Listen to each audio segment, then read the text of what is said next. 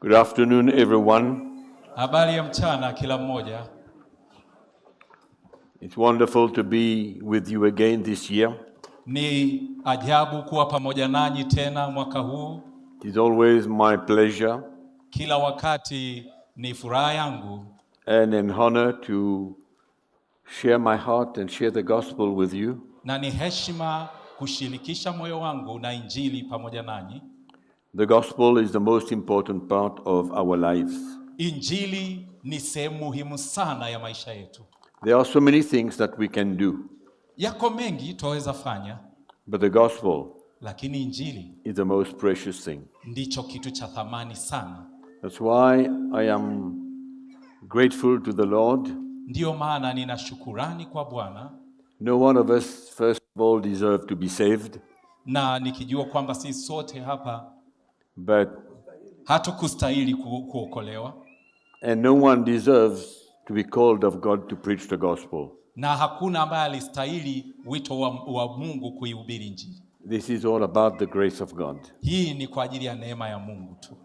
And I would just love that all of you here today Na ningependa kwamba nyinyi nyote hapa leo could see the plan of God, the vision of God for His church. muone mpango wa Mungu na maono ya Mungu kwa ajili ya kanisa.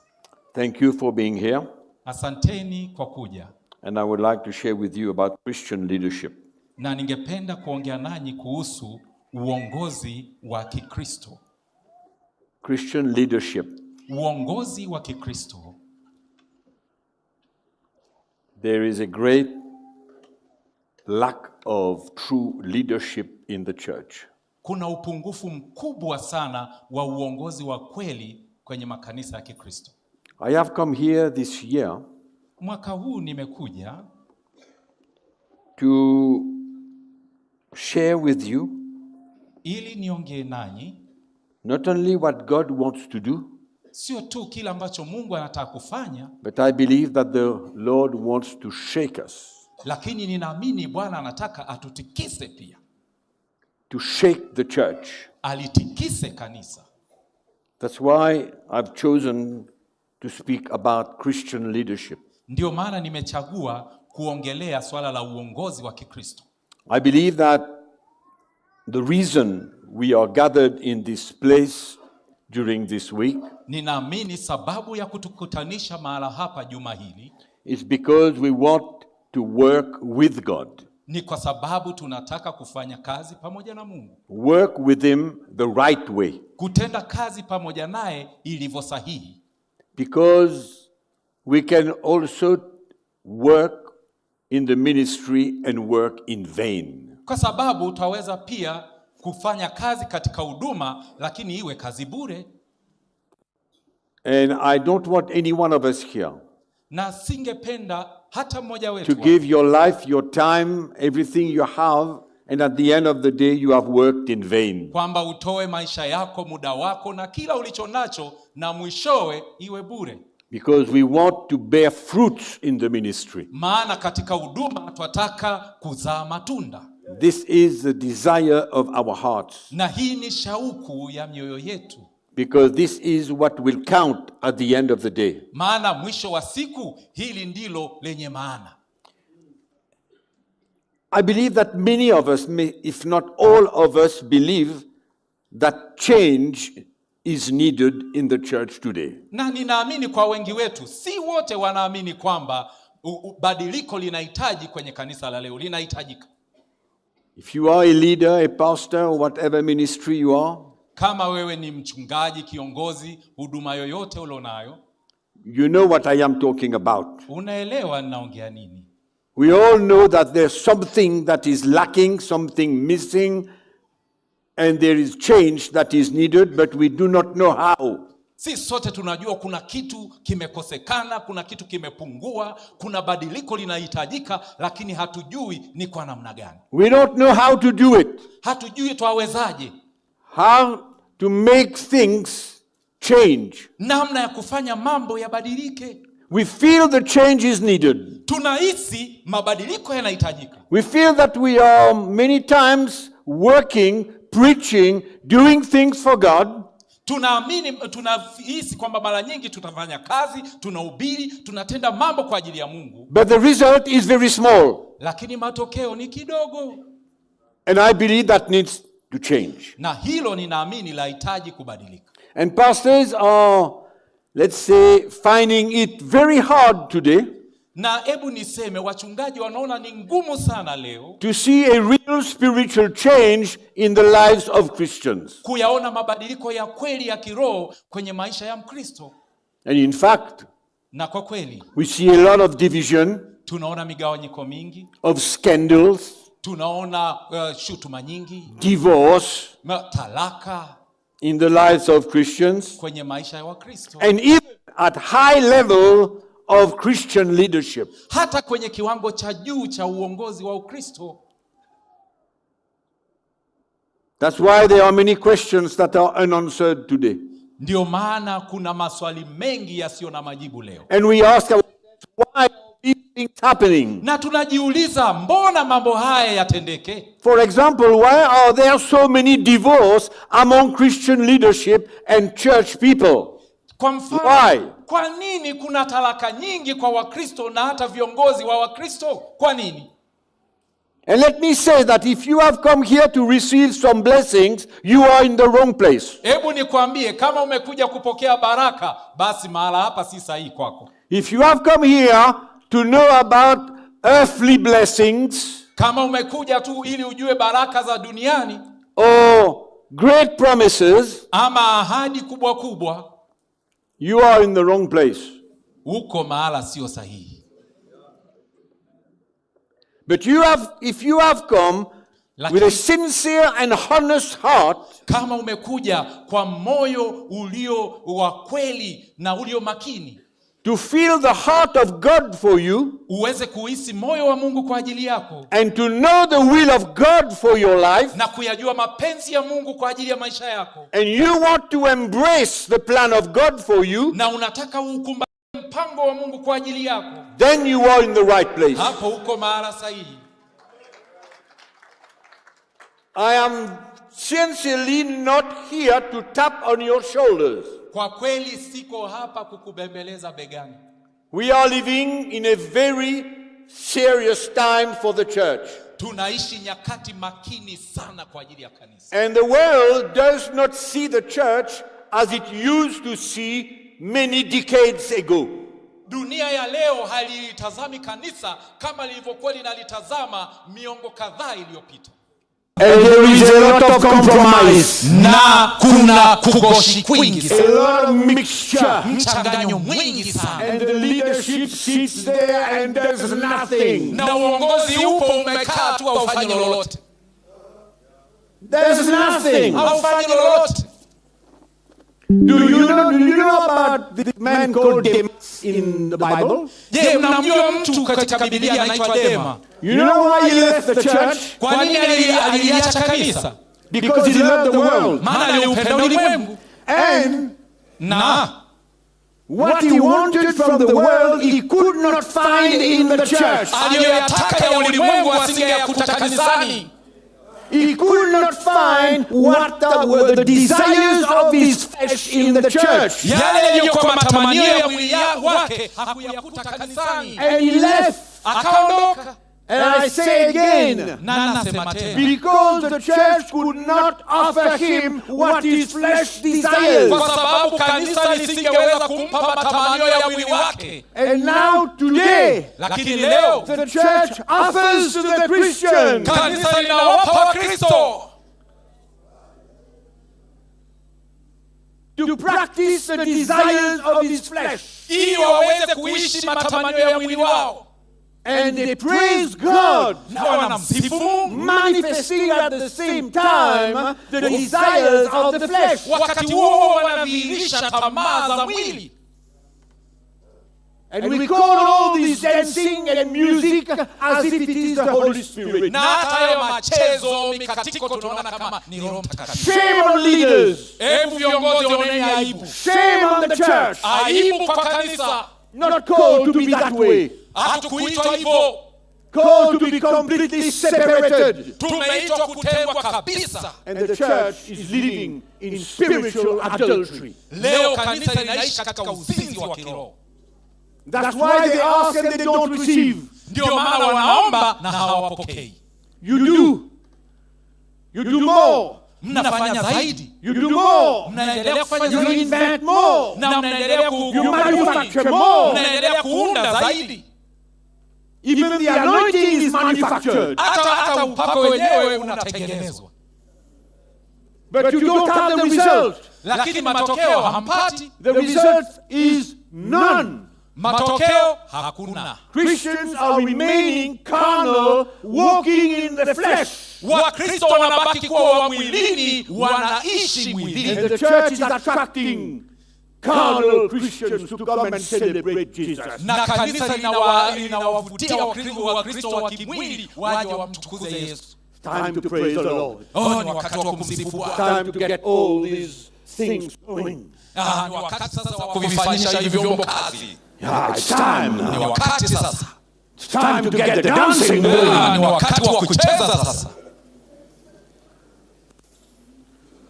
And they say, Holy Spirit, Na eti wanasema Roho Mtakatifu He has left. alishaondoka. You think that these guys, dancing like sinners dancing, Hivi unadhani hawa jamaa wanaocheza kama wenye dhambi inviting the Holy Spirit? hapo wanamkaribisha Roho Mtakatifu? He's not in that thing. Yeye hayumo kwenye hayo. He's not in that. Hayumo kwenye hayo. He smells the flesh. Anachonusa tu ni mwili.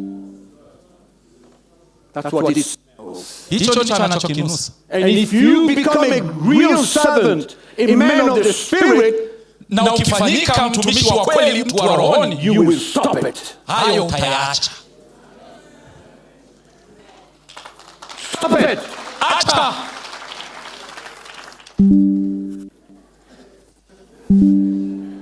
The Holy Spirit. Roho Mtakatifu. No. Hapana. The flesh. Wewe ni mwili. The emotions. Nini ni msisimko?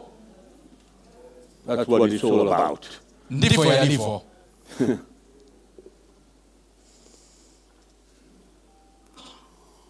All these things. Haya yote. That's why Christians are attracted to churches today. Ndio maana Wakristo wanavutiwa sana na kanisa leo. That's why you can fill Uhuru Park in one night. Ndio maana unaweza kukaa kule Uhuru Park usiku mmoja. They want to come and hear a prophet talking. Wamekuja kumsikia nabii akiongea. Let's talk a bit about these prophets. Hebu tuongelee kidogo hawa manabii. Let's talk a little bit about these prophets and prophetesses. Hawa manabii wa kike na wa kiume, hebu tuongelee kidogo. Are you ready? Mko tayari?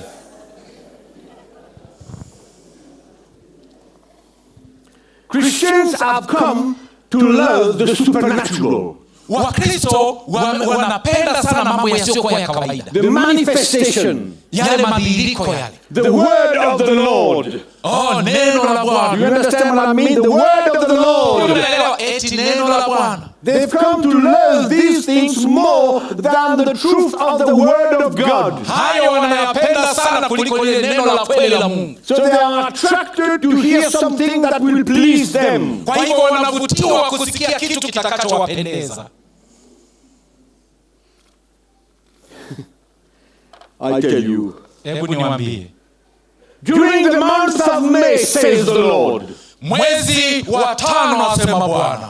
You will experience a turnaround in your life, says the Lord. Utaona mabadiliko ya maisha yako asema Bwana. And during the month of July, says the Lord. Na mwezi wa 7 asema Bwana. You shall be victorious in your finances. Mambo yako ya kifedha utashinda. Prophets of lie. Manabii wa uongo. Prophets of doom. Na ni manabii walioshindwa. During the month of May. Mwezi wa 5. On the 17th of the 17th month of the 12th year. Yani siku ya 17 mwezi wa 17 mwaka wa 11. If you bring $10,000, you're going to reap $1 million.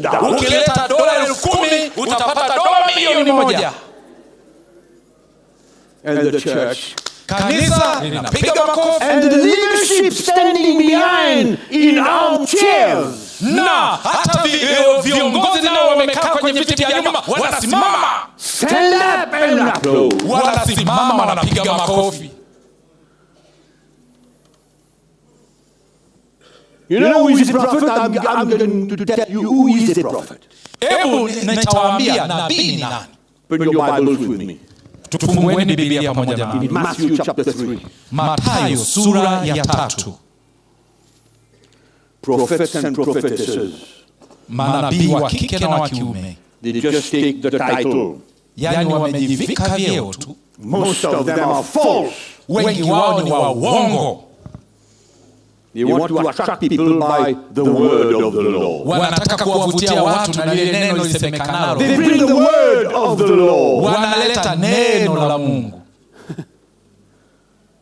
Matthew chapter 3. Are you ready? Je, mko tayari? Mathayo sura ya 3. Maybe you want to come back later or tomorrow. Labda hautarudi baadaye au kesho, sijali. It's not my problem. Hiyo sio shida yangu. Chapter 3 verse 11. Mathayo sura ya This 3. is John the Baptist. 11. Huyu ni Yohana Mbatizaji. John the Baptist coming before Jesus came. Yohana Mbatizaji alikuja kabla ya Yesu. And this is what he says about him. Na hivi ndivyo anavyomnena Yesu. I indeed baptize you with water unto repentance. Kweli mimi nawabatiza kwa maji na kwa ajili ya toba. But he who is coming after me Bali yeye ajaye nyuma yangu is mightier than I, ana nguvu kuliko mimi, whose sandals I am not worthy to carry. wala sistahili hata kuvichukua viatu vyake. He will baptize you Yeye with the atabatiza Holy Spirit and fire. kwa Roho Mtakatifu na kwa moto. Now listen to verse 12. Sikiliza mstari wa 12. His winnowing fan is in his hand, Ambaye pepeto lake li mikononi mwake, and he will thoroughly clean out his threshing floor, naye atausafisha sana uwanda wake, and he will gather his wheat na into the barn, na kuikusanya ngano yake ghalani, but he will burn up the chaff with unquenchable fire. bali makapi atayateketeza kwa moto usiozimika. That's the prophetic aspect of the ministry. Na huo ndio muktadha wa kinabii wa huduma. The ministry of the prophet is to separate the false from the true. Huduma ya nabii ni kutenga uongo mbali na kweli, Separate the wheat from the chaff, na kutenga ngano mbali na makapi, and not make false promises for the children of God. na wala si kuwaahidi ahadi za uongo watoto wa Mungu. The prophetic gift and anointing Kipawa na upako wa kitume is to unveil sin in the church, ni kuifunua dhambi kanisani, to warn the church of dangers to come, na kulionya kanisa kwa hatari ijayo, and to foretell what is going to happen. na kueleza mbele kile kitakachokuja. This is the true prophetic anointing. Na huu ndio upako wa kweli wa kinabii. Do you make the difference? Hapo je, umetofautisha? Do you make the difference? Je, umetofautisha? This is serious stuff. Hili ni jambo makini sana. And in the old covenant, Na kwenye agano la kale, what did the prophets do? je, nabii alifanya nini? Like Jeremiah, Kama Yeremia, for 40 years of the ministry, kwa miaka yake 40 ya he huduma, warned the church about what's going to happen if they do not repent. alilionya kanisa nini kitatokea kama wasipotubu. And they foretold the future. Na waliambiwa kabla habari ya mambo yajayo. They foretold what is happening now. Na waliambiwa kabla kile kinachotokea sasa. 100 years before. Miaka 100 kabla. We're talking about true prophets here. Tunaongelea manabii wa kweli hapa. We're not talking about charlatans.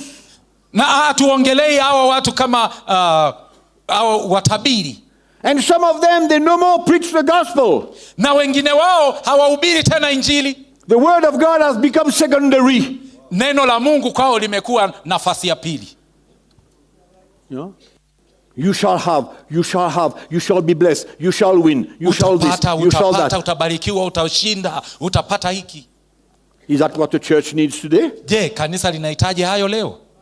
Or is the church needs to be warned? Ama kanisa linahitaji kuonywa about the wiles of the enemy, kwa zile mbinu za adui, about the false prophets, kwa ajili ya wale about the false apostles, na mitume wa about uongo, the false teachers, na walimu wa uongo.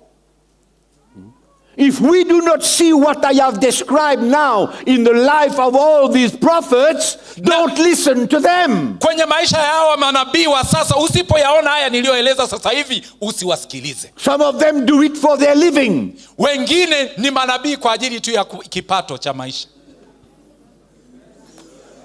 I'm telling you the truth. Nawaambia kweli.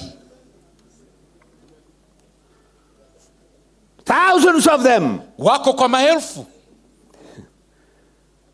Open your Bibles in the book of John. Kitabu cha Yohana, tufungue Biblia. Chapter 7. Yohana sura ya 7. Verse 18. Mstari wa 8.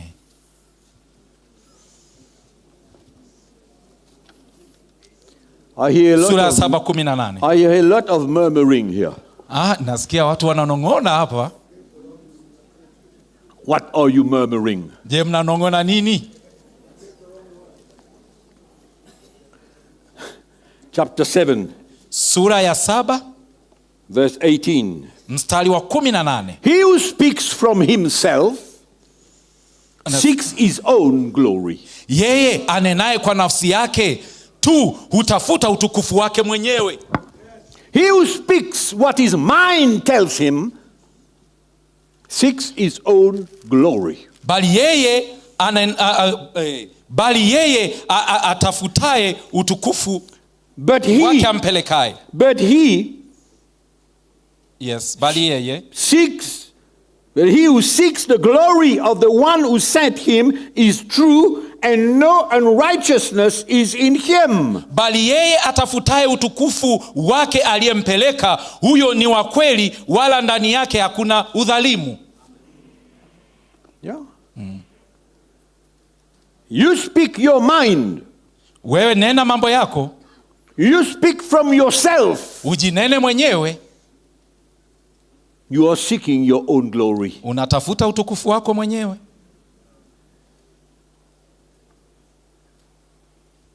That is true. Na hiyo ni kweli. That is real. Na hiyo ni halisi. That is a very strong statement from Jesus. Na hiyo ni kauli ya msingi sana kutoka kwa Yesu. He was sent.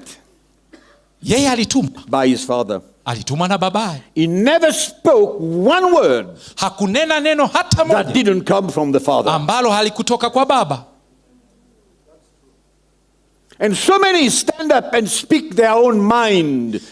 Na wengi wanasimama wananena mambo yao wenyewe. They speak from themselves. Wanajinena wenyewe.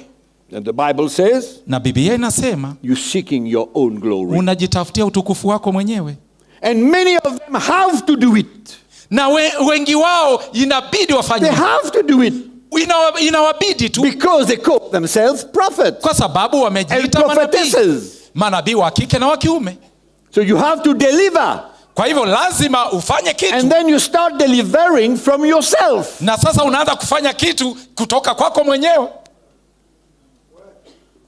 God had a lot to do about the prophets of the Old Testament who speak from themselves. Mungu alifanya mengi kwa wale manabii wa Agano la Kale ambao walijinena wenyewe. To please the people of God. Ili kuwapendeza watu wa Mungu. I mean, I might shock many of you today. Hata ninaweza nikawashangaza wengi wenu leo. But it's time that the Lord starts shaking the church. Lakini ni wakati Mungu aanze kutikisa kanisa. And starting from the leadership. Na aanzie kwenye uongozi. The leadership. Uongozi.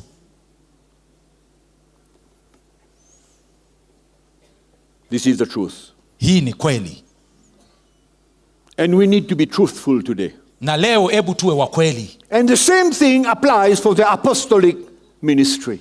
Vivyo hivyo inatendeka kwenye huduma ile ya kitume. Same thing applies. Inatendeka hivyo hivyo.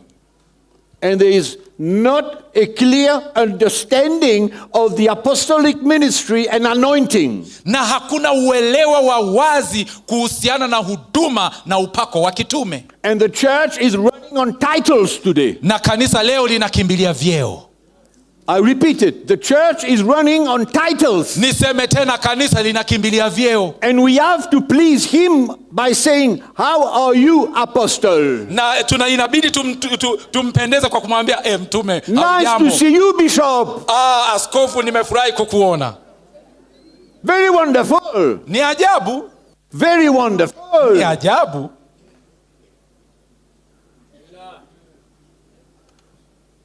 But do we understand truly? Lakini je, tunaelewa kikweli the role, lile jukumu, the anointing, ule upako of these ministries? wa huduma hizi? Do we really understand? Kweli tunaelewa? Most of these people today, wengi wao hawa watu leo, they don't understand the seriousness of ministry. Hawaelewi umakini wa huduma. And at the same time, na wakati huo huo, there are thousands of pastors and leaders and preachers kuna maelfu ya wachungaji, viongozi na wahubiri having deep problems in their marriages. Wana shida kubwa kwenye ndoa zao. Prophets are divorcing. Manabii wanatoa talaka. Leaders of churches are hiding what they are living in the home. Viongozi wa makanisa wanaficha yale maisha yao ya nyumbani. And they come behind the pulpit as if everything is fine. Wanakuja hapa nyuma ya madhabahu kana kwamba kila kitu kiko sawa. I speak by experience because I was involved in it myself. Nami ninaongea kwa uzoefu, hata mimi nilikuwa humo. When my marriage was not clear, ndoa yangu ambapo haikuwa wazi, and there was a lot of strife between my wife and myself, kulikuwa na mvutano mwingi kati yangu na mke wangu, but I would still preach the gospel. Bado ningekuja nihubiri injili. I would still preach the gospel. Bado ningehubiri injili. And there are thousands, na wapo kwa maelfu, where their home is not in order, kwamba nyumba zao hazienendi kwa utaratibu, where there is fighting and struggles, kuna magomvi, kuna mashindano, no repentance, no forgiveness. Hakuna toba, hakuna msamaha. We can talk about that a bit later. Hayo tutayaongea baadaye kidogo. But these things are happening in the church and it seems that there is no problem. Haya yanaendelea kanisani na inaonekana kama hakuna shida. I didn't see it was a problem in my life when it happened. Yalipokuwa yakiendelea kwenye maisha yangu na mimi sikuona kama ni shida. And thousands of preachers are in the same state today. Na kuna maelfu ya wachungaji wako kwenye hali hiyo leo. They don't feel that it is a problem to have like this struggle and fighting between their wives. Hawahisi kama ni shida kuwa na haya mamenyano na kugombana na wake zao. It's not a problem. Let's continue. Hiyo sio shida, tuendelee. I used to come to church fighting in the car. Hata nilikuwa nikija kanisani kwenye gari tu tunagombana. But as soon as I entered the church, I became an angel. Lakini nikiingia tu kanisani mimi ni malaika. And I started to preach the gospel as if nothing was a problem. Na ningeanza kuhubiri injili kana kwamba hakuna kilichotokea. How many of you are like that? I'm telling you what I'm living, but you. Mimi nimewaambia nilichokiishi, kuna wangapi wenu mko hivyo? How many of you are fighting your wife and you still preach on Sunday morning? Wangapi wenu mnagombana na wake zenu na bado Jumapili asubuhi unahubiri? Minong'ono sasa. But no problem. Lakini hakuna shida. And the church accepts everything. Na kanisa linakubali kila kitu. That's why adultery, ndio maana infidelity, uzinzi, divorce, uasherati, taraka, is ramping in the churches today. Vimo kanisani leo. Ramping. Yani vinatawala. Increasing. Vinaongezeka. And how, I'm asking myself a question. Na ninajiuliza swali. How come a pastor or a leader of church mchungaji au kiongozi wa kanisa accepts the divorce of a brother and a sister for no reason, awezaje kukubali talaka ya ndugu na dada bila sababu, and remarry them to somebody else in the church? na waoze tena kwa mtu mwingine kanisani humo? Is that true leadership? Je, huo ni uongozi wa kweli? Is that true leadership? Je, huo ni uongozi wa kweli? Or someone believes that, his wife is not the same like before, he's fighting his wife, so he divorced. Eti mtu tu akiamini mke wake hayuko kama alivyokuwa mwanzo, saizi wanagombana, anatoa taraka. And 6 months after he says, Pastor, na miezi 6 baadaye I've anasema, found mchungaji, someone else. kuna mtu nimemuona. When are you getting married? Na mchungaji anasema, lini ni waoze? On the 17th of October. Labda mwezi wa 10. Can you marry me? Can you marry me, Pastor? Unaweza kutuoza mchungaji? Of course, my brother. Ndio ndugu yangu. That's the world system. Huo ni mfumo wa dunia. Can we remove ourselves from the responsibility to stay in the truth of God's word? Je, tunaweza kujiondoa katika jukumu la kubaki kwenye kweli ya neno la Mungu? Or are we going ama to compromise the word of God? Tutaligoshi neno la Mungu? Because we don't want to lose that brother. Kwa sababu tu huyu ndugu hatutaki kumpoteza. He's such a wonderful man. Ni ndugu mwajabu. He's been in the church for 15 years. Amekuwepo kanisani miaka 15. Leadership. Uongozi. So we are ready to remove ourselves from the responsibility of keeping the truth in the church? Je, tutajiondoa kwenye jukumu la kuitunza kweli ya neno la Mungu kanisani? I was in America a few years ago. Miaka michache iliyopita nilikuwa Marekani. I met a Christian. Nikakutana na Mkristo. Who invited me to his marriage. The 5th time he married. Aliyenikaribisha kwenye ndoa yake ya mara ya 5. 5 times in the church. Yani mara 5 anafanya ndoa kanisani. And the pastor marries. Na kila mara mchungaji anamuoza. 5 times. Mara 5. 5 new women. Yani wanawake 5 wapya. It's the same in the church everywhere. Ndivyo ilivyo kwa kanisa. Kila mahala, hata Kenya hivyo hivyo. Everywhere. Kila mahala.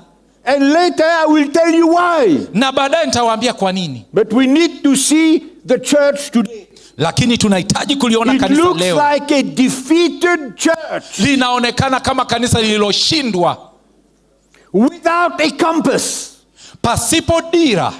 Not knowing where to go, what to decide, what to do. Hatujui tuende wapi, tuamue nini, tufanye nini. Bure. A church which has no power. Kanisa lisilokuwa na nguvu. You see the things that are in churches today, all the clamor and all the hype and everything else. You think that this is a good church.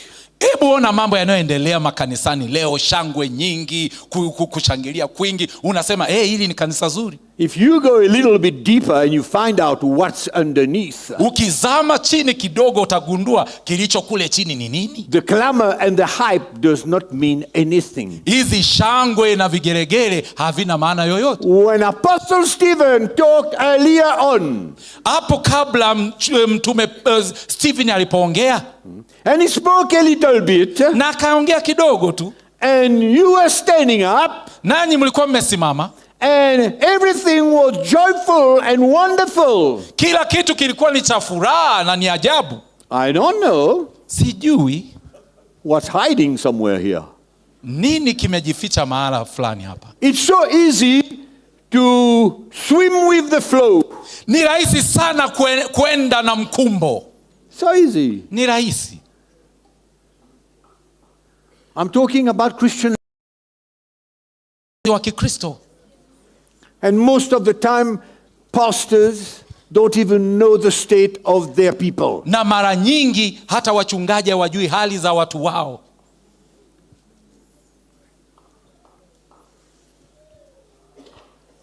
We can no more ignore our lifestyle Hatuwezi tena tukapuuzia mtindo wetu wa maisha and only concentrate on the power and the supernatural. na tutilie mkazo tu kwenye nguvu na mambo yasiyokuwa ya kawaida.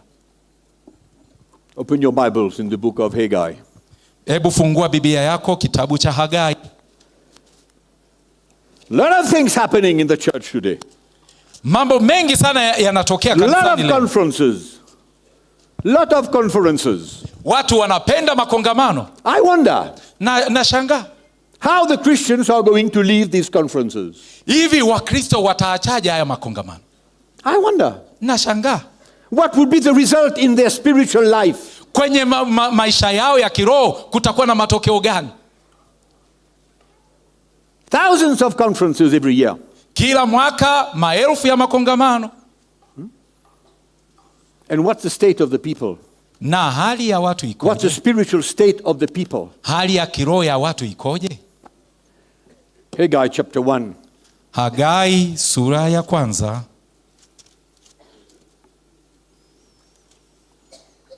Verse 2. Hagai sura ya Thus speaks kwanza. the Lord mstari of wa pili. hosts, saying, this people says, the time has not come. The time that the Lord's house should be built. It's not the time, they said. Samani kidogo. Haggai chapter 1, verse 2. Hagai sura ya kwanza mstari wa pili. Asema Bwana wa majeshi, wasema hivi watu wangu, muda umekuja haujafika, na muda waja, asema Bwana, nyumba yangu itajengwa. Then the word of the Lord came by Haggai the prophet, saying, Kisha neno la Bwana likaja kwa mkono wa Hagai kusema, is it time for you yourselves to dwell in your paneled houses and this temple to lie in ruin? je, ni wakati kwa ajili yenu kukaa kwenye nyumba nzuri na hekalu la Bwana liko katika uharibifu? In other words, they couldn't care about what was happening to the temple. Unajua hawa watu hawakujali nini kilikuwa kinaendelea hekaluni. They were continuing their life, building their houses, doing what they wanted to do. Walikuwa wanaendelea na maisha yao, wanafanya yale wanayotaka kufanya. And they said, it's not the time now to build the temple. Na sasa It's not time now to build the temple. wakisema sasa sio wakati wa kujenga hekalu. We must have more time to live what we desire to live. Tuwe na muda zaidi wa kuishi yale tunayotamani kuishi. Now therefore, thus says the Lord of hosts, consider your ways. You have sown much and bring in little. Sasa asema Bwana wa majeshi, You eat, but you do not have enough. You drink, but you are not filled with drink. You clothe yourselves, but no one is warm. And he who earns wages to put into a bag with holes. Kitabu hiki kimepotea hapa katikati. Hagai baada ya It's just before Zechariah, at the end of the prophets. He needs to read his Bible a bit. Huyu bwana anahitaji kusoma Biblia yake tena. Naam, Hagai sura ya kwanza kuanzia mstari wa 4 hadi wa 6. Je, wa pili tuliusoma ndugu zangu, niwakumbushe. We're talking about verse 6 now. Naam, tunaongelea mstari wa 6 sasa. Labda tuanzie hapo. Naam. What are you reading now? No, they're telling me verse 2, but No, I'm talking about verse 6 now. Verse 6. Verse 2 is behind. yes. Verse 6 now. Naam, mstari wa 6 au tuanzie wa 5. Mmepanda mbegu nyingi, mkavuna kidogo, mnakula lakini hamshibi, mnakunywa lakini hamkujazwa na vinywaji, mnajivika nguo lakini hapana aonaye moto, na yeye apataye mshahara apata mshahara ili kuutia katika mfuko uliotoboka. Now the Lord God is saying to them, go into the mountains and go and get some wood because we are going to build the temple. Bwana wa majeshi asema hivi, zitafakarini njia zenu, pandeni mlimani, mkalete miti, mkaijenge nyumba. Verse 9. Mstari wa 9. You looked for much, but indeed it came to little, and when you brought it home, I blew it away. Mlitazamia vingi, kumbe vikatokea vichache, tena mlipovileta nyumbani nikavipeperusha. Why, says the Lord? Ni kwa sababu gani? Because of my house that is in ruins, while every one of you runs to his own house. Ni kwa sababu nyumba yangu inakaa hali ya kuharibika, wakati ambapo ninyi mnakimbilia kila mtu nyumbani kwake. Therefore the heavens above you withhold the dew, and the earth withholds its fruit. Basi kwa ajili yenu mbingu zimezuiliwa zisitoe umande, nayo nchi imezuiliwa isitoe matunda yake. Are you reading with me? Je, tunasoma pamoja? For the devil called for a drought on the land. Is that it? No, that is... No. Which number? The Bible says that God said, I called for a drought on the land. Biblia inasema, Mungu anasema, nami nitaikata wakati wa joto uje juu ya nchi. Yes. And the mountains on the grain and the new wine and the oil and everything else. Na juu ya milima, na juu ya nafaka, na juu ya divai mpya, na juu ya mafuta, na juu ya kila kitu. So in other words, the God is saying, I have closed the tap. Na kwa maneno mengine, Mungu anasema, nimefunga bomba. You can do what you want, the tap is going to stay closed. Lakini mnaweza kufanya mpendavyo, ila bomba limefungwa. Because I have closed it. Maana mimi ndiye niliyolifunga. And there are many things that God, na kuna mambo mengi ambayo Mungu in his sovereignty, katika ukuu wake, has stopped or diminished ameyazuia ama ameyapunguza what he used to do before, kwa vile ambavyo yalikuwa yakifanyika mwanzoni, so that he could have our attention, ili sisi tumpe umakini wetu. But so many are running towards that charismatic time, lakini where the power was there. Anybody could heal anybody. Lakini wengi wanaukimbilia ule wakati wa kikarisma, kwa wakati wa nguvu, kila mtu anaweza kumsikia kila mtu. I was a new Christian. Wakati huo nilikuwa Mkristo mpya, miezi kadhaa. During the charismatic move, katika wakati wa I laid hands on the sick and they were healed. Nilikuwa naweka mkono juu ya wagonjwa wanapona. A young Christian. Mkristo mchanga. Why? Kwa nini? That's God's sovereignty. Huo ndio utawala wa Mungu ama mamlaka ya Mungu. And you cannot repeat that now. Na hayo hawezi kuyarudia tena sasa. Because God has got another plan now. Kwa sababu Mungu ana mpango mwingine leo. And you cannot continue to pursue, na uwezi kuendelea kufukuzia, what you desire to see. Kile unachotamani kuona. But you need to open your heart. Lakini unahitaji kufungua moyo wako. And listen to the voice of the Holy Spirit. Na uisikize sauti ya Roho Mtakatifu. Who wants to do something new. Anataka kufanya jambo jipya. The Lord says, for I called for a drought in the land. Anasema nami naita wakati wa joto uje juu ya nchi. How many pastors, leaders, prophets, etc. are binding the demon every day because they are not seeing what they want to see? Hivi ni wangapi wachungaji, viongozi wa makanisa ama vyovyote vile wanafunga mapepo leo kwa sababu hawaoni kile walichotaka kukiona? You fight the devil every day because he is holding things. Unapambana na pepo kila siku eti kwa sababu anayashikilia mambo. And they spend their time casting out the demon and binding him. Na tunatumia muda mwingi kumkemea shetani na kumfunga. You can do what you want. If the tap is closed, it's closed. Fanya ufanyavyo, bomba likifungwa limefungwa.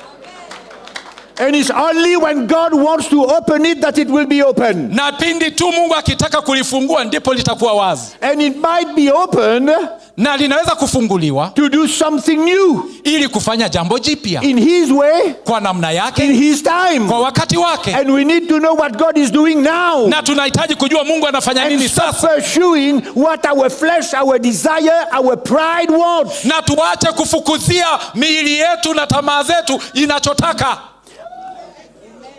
As a bishop, it's my pride. kama askofu ni fahari who does yangu, not want me to accept ambayo ni kiburi changu ndio hakitaki mimi nikubali that this is not the time. kwamba huu sio wakati wake. I need to continue. Inabidi niendelee. I will. Nitaendelea. Yeah. Ndio. I don't want to lose my face before God's people. Hebu nisipoteze heshima yangu mbele ya watu wa Mungu. You understand? Sijui unaelewa? So now I manufacture the anointing. Hapo sasa nitaunda upako. I prepare the people to come, and when I take out my vest, my coat, and do that, everyone falls. Na nitawaandaa watu waje, nikivua tu koti langu na wavuvia hivi wanaanguka. A mess is happening in the church, a total mess. Sasa kunakuwa na vurugu nyingi kanisani hapo. Some are running in the floor, some are manifesting like demons manifesting in them. Wengine wanakimbia hapo chini, wengine wanafanya madhihiriko ya mapepo. That's how you manufacture. Hivyo ndivyo unaunda. That's why you make people think that when I do that, this is what you need to do. Ndivyo unavyowafanya watu ukiwaambia nikifanya hivi, hiki ndicho kinafanyika. When I blow, nikipuliza, fall. Anguka. From here, hapa wote chini.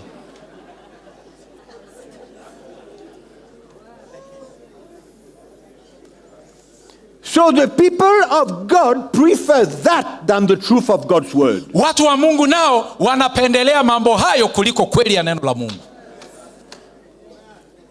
And when the prophet comes, na nabii anapokuja, he is the man of the hour. Yeye sasa ndio bwana mkubwa. She is the woman of the hour. Na yeye ndio mwanamke sasa wa saa. There's authority coming here. Anakuja kwa mamlaka. So you know what is happening? Unajua kinachoendelea? He's just walking behind his title. Anatembea tu kufuata cheo chake, nyuma ya cheo But chake. in there, lakini huko ndani there's nothing. Hakuna kitu. He speaks from his title. Ananena kwa ajili ya cheo tu. Thousands of them. Wako kwa maelfu. They were like that in the time of Paul. Hata wakati ule wa Paulo walikuwepo wa namna hiyo. But now. Lakini sasa hivi, there's a lot of exaggeration now. Leo kuna mambo mengi sana. Today there's no limit today.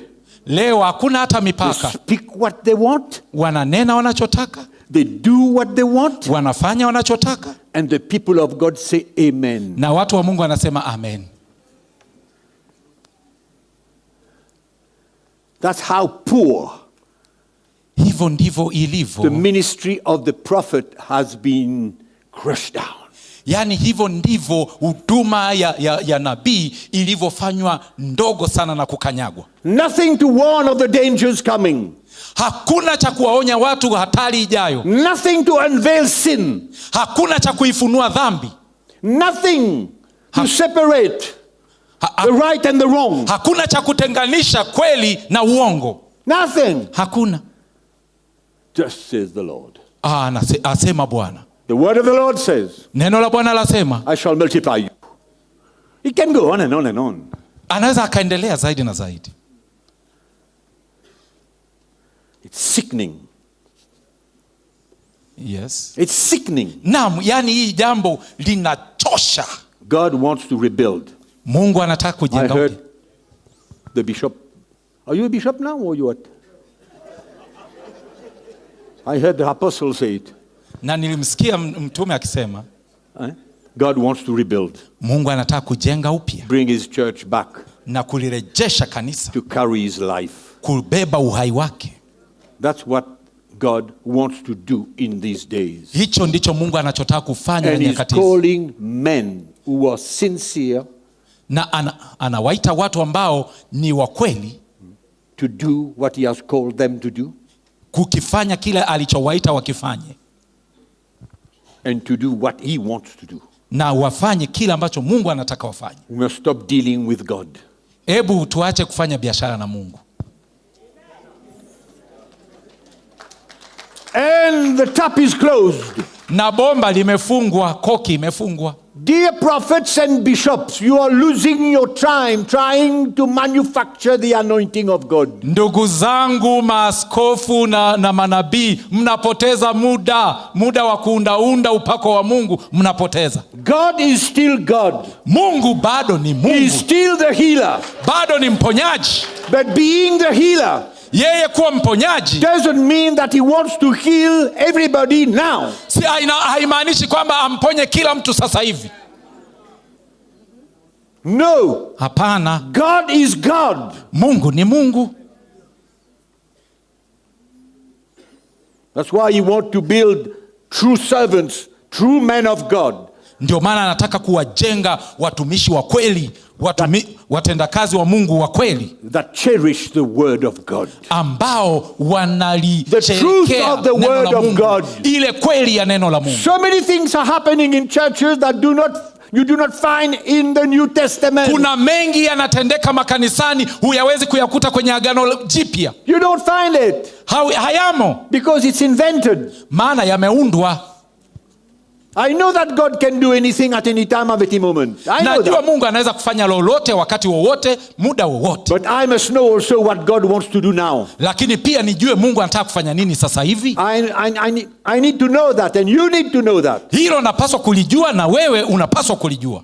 Otherwise we're losing our time and we're working in vain. Vinginevyo tunapoteza wakati, tunafanya kazi bure.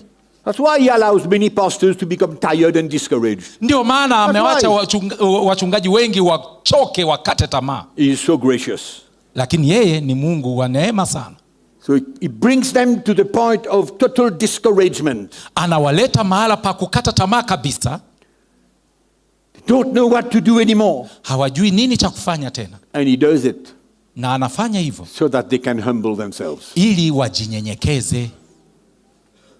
Yeah. And accept the true gospel. Na waikubali injili ya kweli. And accept what God wants to do in their own lives. Na wakubali kile Mungu anachotaka kufanya maishani mwao wenyewe. We don't want to work in vain. Hatutaki kufanya kazi bure. We want to work and God honors what we do. Tunahitaji kufanya kazi na Mungu aheshimu kile tufanyacho. And we don't want to miss what God is doing now. Na hatutaki kukosa kile anachokifanya Mungu sasa hivi. And I will tell you, if we ignore it, na niwaambie tukipuuzia, the church is going to go more and more towards its ruin. Kanisa zaidi na zaidi litaelekea kwenye uharibifu. And you are going to see more divorce, more adultery, more sin, more of that in the churches. Na mtashuhudia talaka nyingi, uzinzi mwingi, dhambi nyingi zikiendelea kanisani. And these issues will become normal. Na mambo haya sasa yatakuwa ya kawaida. It's time to stop it. Ni wakati wa kukoma. It's time to rise up and stop it. Ni wakati wa kuinuka na kuyakomesha. It's time to align ourselves to the truth of God's word. Ni wakati wa kujielekeza kwenye kweli ya neno la Mungu. How can we ignore what Jesus taught and what the Apostle Paul taught about marriage and divorce? Twawezaje kupuuzia kile ambacho Yesu alifundisha na Mtume Paulo alifundisha kuhusu ndoa na talaka? Twawezaje? How can we ignore that? Hilo twawezaje kulipuuzia? And do what we want. Na tufanye tupendavyo. That's poor Christian leadership. Huo ni uongozi wa Kikristo ulio dhaifu. My brothers and sisters, we don't want to miss what God is doing now. Na ndugu na dada zangu, hatutaki kukikosa kile Mungu anachokifanya sasa. We can't take the risk. Hatuwezi kuchukua hatari hiyo. That's why Jesus wants to bring back the true gospel that the church has ignored for many years. Yesu anataka kuirejesha injili ya kweli ambayo kanisa limeipuuzia kwa miaka mingi sana. The cross that the Christian is called to take has been ignored completely. Msalaba ambao Mkristo ameitwa kuubeba, kanisa limeipuuzia kabisa. Because we do not understand that the cross of the Christian, kwa maana hatuelewi kwamba msalaba wa Mkristo, the cross that he takes will determine how fruitful will be his spiritual call. Msalaba anaoubeba ndio utaamua kwa namna gani atakuwa wa faida kwenye jambo la Mungu. So that's the revival that the church needs. Na huo ndio uamsho ambao kanisa unalitaka. Bring back the true gospel. Kuirejesha injili ya kweli. Bring back the gospel Kuirejesha injili that will build Christian lives. Itakayoyajenga maisha ya Mkristo. That will make the church ambayo italifanya kanisa alive again. Liwe hai tena. And become a true testimony of the love and the power of God. Na liwe ushuhuda wa kweli wa upendo na nguvu ya Mungu. The world laughs at the church. The world laughs at the church. Dunia inalicheka kanisa.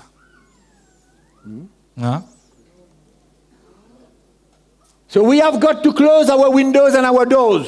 Hivyo inatupasa kufunga madirisha yetu na milango yetu. To what the world wants to bring in. Tufunge yale ambayo dunia inataka kuleta visije. Truth leaders must rise up and recognize. Viongozi wa kweli lazima wainuke na watambue what is of the spirit in the church and what is not of the spirit. Kwamba yale ya rohoni ni nini na yasiyo ya rohoni kanisani ni nini. We cannot continue to build our own ministry. Hatuwezi kuendelea kujenga huduma zetu wenyewe. Our own ministry. Huduma zetu wenyewe. With our self ambition. Tukiwa na matamanio yetu wenyewe. Seeking for what? For fame, for example. Kwa mfano tunaanza kutafuta umaarufu. We can't continue like that. Hatuwezi kuendelea namna hiyo. It's time for the Lord. Ni wakati wa Bwana to come in and put order. Aingie na aweke utaratibu. Amen. Amen. Unfortunately, kwa bahati mbaya, that's the state of the church. Hiyo ndio hali ya kanisa. And Christians are being deceived. Na Wakristo wanadanganywa. And are swallowing everything that is being told behind the pulpit. Na wanameza kila kinachonenwa nyuma ya madhabahu. And ministries are just coming out like mushrooms. Na huduma sasa zinaibuka kama uyoga. I will always remember that story. Kila wakati huwa nakumbuka hadithi ile. I was in Amsterdam for a conference long time ago. Muda mrefu umepita nilikuwa Amsterdam kwenye kongamano. And I met a man who came to sit next to me during lunchtime. Nikakutana na mtu mmoja aliyeketi karibu nami wakati wa chakula cha mchana. And he started to talk to me about his ministry. Akaanza kunieleza habari ya huduma yake. He took out a card from his pocket. Akachukua kadi kutoka mfukoni. There was his name there. Kulikuwa na jina lake. And just after, na baadaye prophet. Nabii. So I looked at him. Nikamtazama. And he was like a little baby, a young man. Alikuwa kama mtoto mchanga, hata si mwanaume. I asked him, how old are you? Nikamuuliza, una umri gani? He said, I'm 19 years old. Sasa na miaka 19. And I said to him, you are a prophet. Na nikamuuliza, wewe ni nabii? But who appointed you as a prophet? Na ni nani alikusimika kuwa nabii? He said, myself. Akaniambia, mimi mwenyewe. Himself. Yeye mwenyewe. 19 years old. Wa miaka 19. You press his nose, there's milk that comes out of it. Hata ukimbonyeza pua bado linatoka maziwa. He doesn't understand what church is all about. Ajui kanisa lina maana gani. But he's a prophet. Lakini yeye ni nabii. And how many of them are in the churches today? How many? Kanisani leo wako wangapi wa aina hiyo? In Kenya, hapa Kenya, Tanzania, Rwanda, Tanzania, Uganda. Rwanda, Uganda. How many of these prophets and prophetesses? Wako wangapi manabii hao wa kiume na wa kike? How many of these ministries? Huduma hizi ziko ngapi? It's time to put a stop to all that. Ni wakati wa kuweka koma kwenye kusimama kwenye mambo There haya. needs to come a new type of leadership. Lazima ije aina mpya ya uongozi. And we are going to see. Na tutaona what is going to bring that type of leadership. Nini kinaweza kuleta aina hiyo ya uongozi? In the church. Kanisani. You could have failed. Mngeweza kushindwa. You could have done things the wrong way. Mngeweza kufanya mambo kwa namna ya kukosea. But God is so gracious. Lakini Mungu ni wa neema towards you. Wa neema kwenu. That he can restore. Kwamba aweza kurejesha. He can restore. Aweza kuuisha. He can bring what he wants in your life. Anaweza kuleta lolote analopenda maishani mwako. If you are ready. Ukiwa tu tayari. To accept. Kukubali. That it is his way. Kwamba ni namna yake. There is his way in the word of God. Na hiyo namna yake iko kwenye neno la Mungu. So that men, true servants, true men of God can rise up ili kwamba watumishi wa kweli wa Mungu wainuke and be a voice na wawe sauti in the church. kanisani. A voice in the church. Wawe ndio sauti kanisani. We are not there to sit back and allow things to come and go as it happens. Hatuko kule kukaa tu chini na turuhusu mambo yafanyike yanavyokuja. You know, I will close that meeting. Unajua nitamalizia mkutano huu. And I believe one thing. Na ninaamini jambo moja. That God wants the church to leave the world. Kwamba Mungu anataka kanisa liachane na dunia. And open our hearts to see. Na tufungue mioyo yetu kuona what we have approved and accepted in the church from the world. Yale ambayo tumeyakubali na kuyaruhusu kanisani kutoka duniani. And the Holy Spirit will show. Na Roho Mtakatifu ataonyesha. If you are sincere, kama wewe ni mkweli, and you want God's way, na unapenda njia za will show you atakuonyesha what needs to disappear in the church. Yanayotakiwa kutoweka kanisani. And how he wants to do things. Na namna anavyotaka kufanya mambo in his way. Kwa namna yake. But we need to be open. Lakini lazima tuwe wazi. I may have some time to share with you my testimony. Ninaweza nikapata muda wa kuwashirikisha ushuhuda wangu. How it happened. Namna ilivyotendeka. Because I'm also was deep in many things. Mimi pia nilikuwa nimezama kwenye mambo mengi. That I had ambayo by the grace of God. Lakini kwa neema ya Mungu. With his help. Kwa msaada wake. To put order. Nikaweka utaratibu. To remove. Nikaondoa. To align. Na nikajielekeza. To adjust. Na and we are still adjusting. Nikajitengeneza na hata sasa bado tunajikurubisha. You see? Naam. We have opened our doors. Tumefungua so many things. Milango yetu tumefungulia mambo mengi. You know, I was in Bible school. Unajua nilikuwa kwenye shule ya Biblia. I was in Bible school. Nilikuwa kwenye shule ya Biblia. And I came back to Mauritius. Na nikarudi Mauritius. And in the church. Na nikaingia kanisani. And I gave you an example, very simple. Labda niwape mfano rahisi. What I learned at Bible school. Nilichojifunza kule shule ya Biblia. Concerning the pastor and his wife. Habari ya mchungaji na mke wake. Because that was everywhere. Maana hilo ndio lilikuwa linatawala kila mahali. Kila mahali. It's also in Kenya.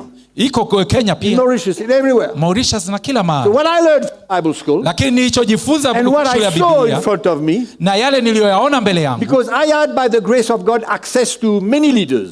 Kwa maana kwa neema ya Mungu nilikuwa ninahusiana na viongozi wengi. And one of them was called Anthony. Na mmoja wao alikuwa anaitwa Anthony. And his wife was called Bridget. Na mke wake Bridget. And the trend was, na unajua kilichokuwa kinavuma wakati huo, pastors Anthony and pastor Bridget, kwamba mchungaji Anthony na mchungaji Bridget were the pastors and the leaders of the church. Wao ndio walikuwa wachungaji na viongozi wa kanisa. So in other words, kwa maneno mengine, because someone married me, kama mtu ameolewa na mimi, and I was called of God, na mimi nimeitwa na Mungu, and God called me to be a pastor, na Mungu akaniita niwe mchungaji, then automatically my wife also becomes a pastor. Moja kwa moja mke wangu naye ni mchungaji. So how many of these are in the church today? Je, wa namna hiyo wako wangapi leo kanisani? And I accept to take the challenge. Nami nikakubali kuchukua hiyo changamoto. If you show me from scripture, kama ukinionyesha kwenye maandiko, from the New Testament scriptures, maandiko ya Agano Jipya, that the wife of Peter was the pastor of the church of Jerusalem, kwamba mke wa Petro ndio alikuwa mchungaji wa kanisa la Yerusalemu, that the wife of all these leaders, they were also in the leadership of the church, kwamba wake za hao viongozi wote na wao walikuwa viongozi wa kanisa. Show me one place in the New Testament, nionyesha hata sehemu moja tu kwenye Agano Jipya, and I am agreeing to be corrected, nami niko tayari kurekebishwa if I don't see it. Kama sikuliona. I gave you just one example. Nimekupa tu mfano mmoja. And that was it. That was the story. Na habari ilikuwa ndio hiyo. And how many of you pastors and leaders of churches, your wife is a pastor? Na ni wangapi wenu wachungaji na viongozi wa makanisa wake zenu nao ni wachungaji? I don't want to get into deep trouble here. Sitaki niingie matatani hapa sasa. But the word of God, lakini neno la Mungu cannot be changed. Haliwezi kubadilishwa. You can't change it. Huwezi You can't kulibadilisha, add to it. wala huwezi You kuliongeza, can't subtract to it. wala huwezi You can't kulipunguzia. imitate someone in the United States Huwezi kumwiga mtu wa kule or someone in Marekani Europe ama mtu wa or Ulaya someone I don't know where. ama mtu wa mahala fulani sijui. I always say to end up, Mimi kila wakati huwa nasema there is kwa one kumalizia, model for the church. kuna mfano mmoja tu wa kanisa It's in the Bible. ambao uko kwenye Biblia. There's no other model. Hakuna mfano mwingine. I don't mind Sijali if somebody does things against the word of God and he prospers. kama mtu anafanya mambo kinyume na neno la Mungu na anafanikiwa. That doesn't mean to say that God accepts. Haina maana kwamba Mungu amekubali hivyo. Do you understand what I'm Sijui saying? unaelewa ninachosema. Okay? So what I'm saying is that we had to adjust. Ninavyosema ni kwamba hebu We had to put tujirekebishe. things in the right place. Ilibidi tufanye mambo yawe kwenye mahala It sahihi. doesn't take one day. Hilo si swala la siku moja. No. Hapana. Because it needs a work of God in the lives of the people. Hiyo ina maana ni kazi ya Mungu kwenye maisha ya watu. It needs a work of God for that woman to step down and be the wife of the man of God. Huyo mwanamke anahitaji kazi ya Mungu ili ashuke chini awe mke wa mtumishi wa Mungu. So it shakes Hivyo inatikisa, problems, ndio matatizo discussion, na mijadala, whatever. vyovyote. The word of God Neno la Mungu is the word of God. ni neno la Mungu. Amen. Amen.